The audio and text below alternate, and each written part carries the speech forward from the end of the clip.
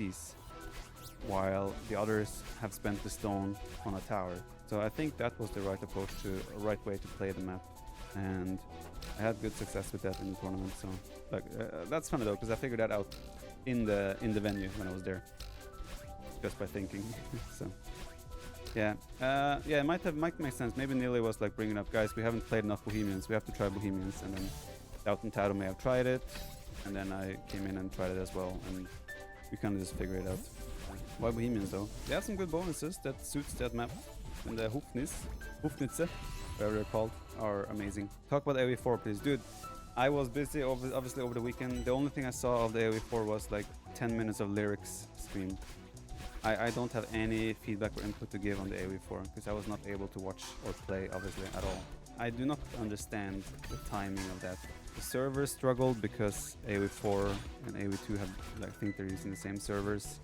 So when they do the stress test in the middle of Red Bull Volo tournament, it's obviously a disaster for the servers.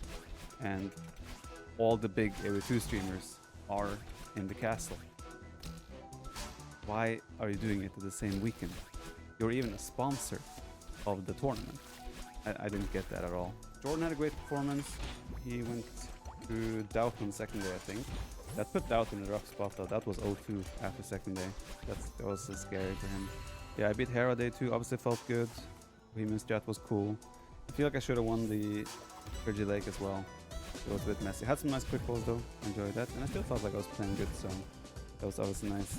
Why did everyone stream the final on their own? We were asked by Red Bull if they could do like a watch party on our channels as well. And we were like, yeah, sure, why not? In day 3, I had Leary. I felt like I should have won that set as well. I felt like, honestly, I felt like I played well, and that I left. It's weird. I left the losing match against Leary feeling more confident than I did any of the other sets. I could just feel like I was playing well, and it was just small decision-making error in the Atacama game I lost against Leary in the group stage. Essentially, I added a second stable, and I did Bloodlines with very few scouts alive instead of adding a second barracks and just going Castle Age. Then I would have been completely fine with a good eco lead. So I left the third day pretty confident actually against Leary. Yeah, Aftermath was a cool strategy I was able to pull off, but Leary did manage to figure it out before the final. Runestones against Leary in the group stage, he just slapped me with pressure. I got too greedy and wanted to force aggression too much with the Seed Workshop. I feel like GL prefers macro and strat versus AM, micro and speed. Thoughts? Combination of both. I think Coucha was a good choice in the Atacama game. In the final day, no. But I was already dead before that, so it didn't really matter. Why did I pick Wade against Jordan, but not against Leary? I had this Land Madness strategy with two things that I wanted to do, that I had tried in training. And that's kind of why I wanted to force Land Madness rather than wait. How do you feel about interviewing players immediately after losing? Not a good thing. I think after losing you don't really want to be interviewed, but after the final I think it's fine though. Everyone are good people there that are like happy for the others as well. You'll be fine doing an interview after losing a final, I think, as well. Was there ever a possibility for fans to meet you guys at a tournament? Yeah, there were tons of people coming to the castle, and like I would walk even in the Heidelberg city. I walked around and I got like asked to take photos and such in the city of Heidelberg. There's also people. There was one night. People were Thursday night. There was 4 or 5 people camping outside the castle. They were sitting on the table, freezing their asses off with an iPad to watch the tournament, and they were just sitting there waiting for people to come out and take pictures. So that was legit. And yeah, a lot of people came into the castle. Like the castle was open for tourists still, right? It was just a section of the castle that was locked off for the tournament. So people were still able to come to the tournament or to the castle and see the players and such, because there was a walk between the player venue to the cafe or restaurant where we had lunch and everything, where people could like intercept us and take pictures and whatnot. What's the bandage over your fingers? It's just tape, because my finger is not doing great. Does Vipers get to Norwegian news? I think I will be on, not like big newspapers, but I think I'm going to like one of the bigger gaming websites, and also the local newspaper from where I lived wanted to have an interview with me. You like the costumes that they wore? Yeah, it was fun. It was fun. Some parts were cringy, right? But that's what we like. It's just all for fun anyway, so cringe is like appreciated in my opinion. Jordan's push-up. I don't know. When he started doing push-ups, that was just like, this guy. Like, Why was he doing push-ups? We talked about MBL versus Hera. Sure. Hera entered that match obviously very, very clearly favored. MBL entered that match thinking, yeah, I'm gonna lose. I'm gonna lose. Also before the semifinal, I was eating breakfast with MBL, and he was like, "How'd I beat Leary, man? He's so good. At least like I'm gonna lose, so you guys have a good final at least." Like this mentality, man. Where's the have some faith in yourself? Just like, dude. So yeah, I'm not sure. That's not how you're supposed to enter tournaments, I would say. Hera looked pissed off after MBL said. Obviously, he was not happy.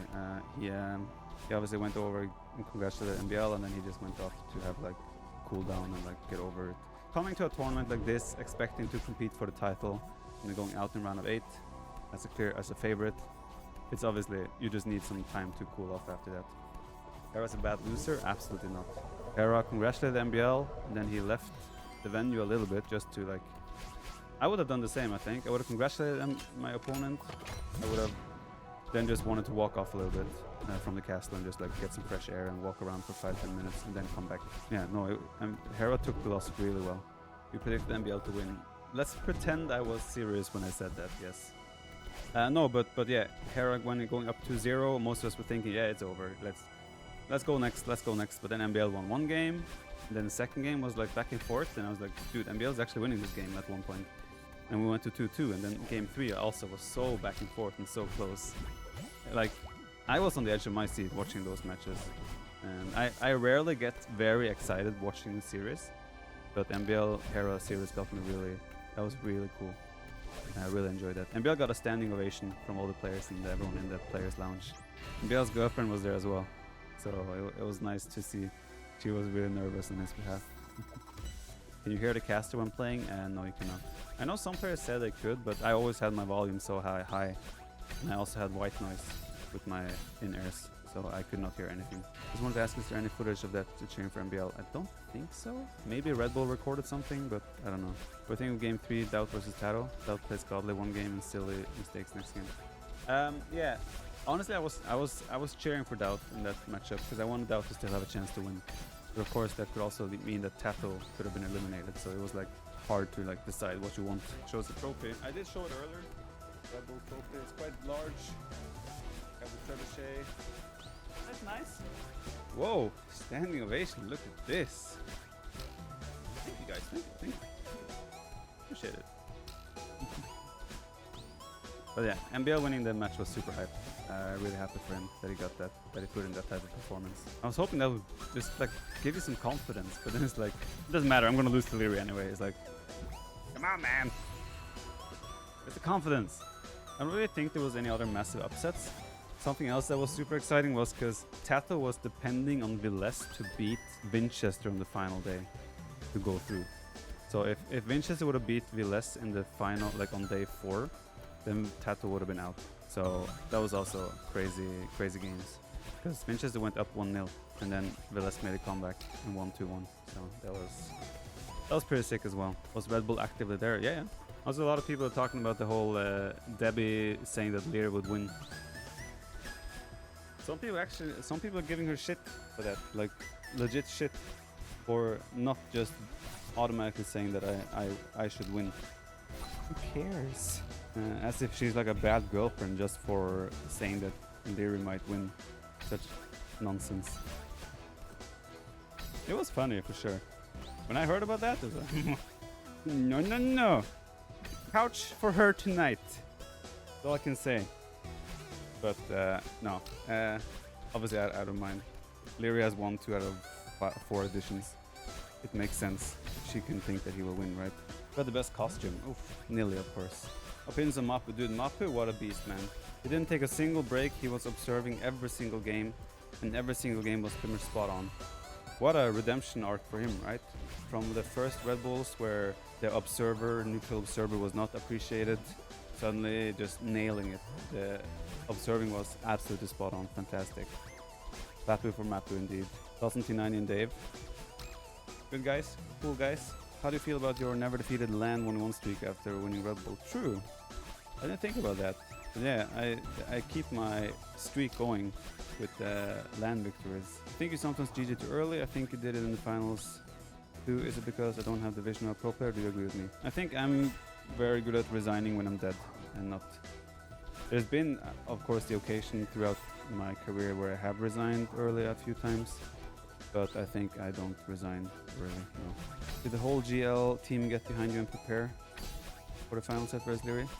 Nah, like, I usually prefer to just prepare by myself. I don't, how to put this the right way. I don't feel like they can tell me something new there and then before the final. All the discussions we've had beforehand, though, obviously help, such as all the strategy talks and training during the boot camp. But I don't think I can figure something out with them there and then. I prefer to just do my own thing. But I don't want to have my approach impacted the wrong way, potentially, and rather just do my approach and the thing I'm confident with. It seemed like the big pause before Game 7 made Leary overthink his strategy for the game. I think the pause before Game 7 was bad for me, because I think he probably thought I would go Khmer. So when I went Teutons, that gave him time to kind of think about how he wants to react to my Teutons pick, right? It didn't end up being a surprise. It ended up being something he had like suddenly 10 minutes to 15 minutes to think about, right? That was a bit unfortunate, but yeah, it is what it is. Do most players try to do something unexpected during the tournament matches, or do they more or less go with tried and tested methods? It very much depends and varies from player to player. If you're the favorite or confident in your own abilities, you usually stick with what kind of is known to work. But if you are like the underdog, you might be trying to do more things out of the box. Any unused strategy from the bootcamp? Yes. I did play Malay a few times on Enclosed with massive success. I won every game with Malay on Enclosed.